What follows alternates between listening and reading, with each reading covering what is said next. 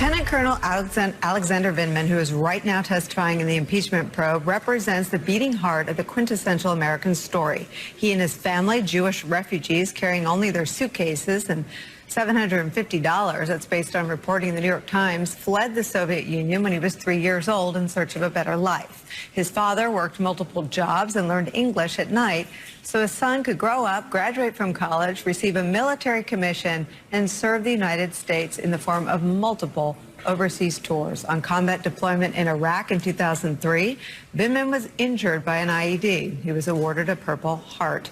Vindman has a master's degree from Harvard. He's worked in several embassies, and he joined the National Security Council last year after passing an extensive background check, unlike some other West Wing advisors we know.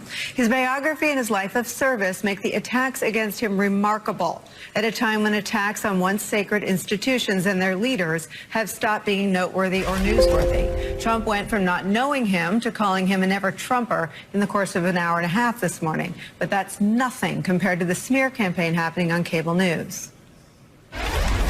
We also know he was born in the Soviet Union, immigrated with his family, young.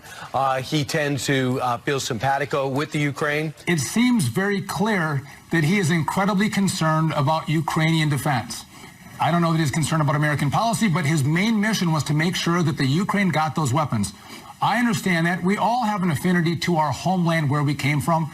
Like me, I'm sure that Vindman has the same affinity. Here we have a U.S. national security official who is advising Ukraine while working inside the White House, apparently against the president's interest, and usually they spoke in English.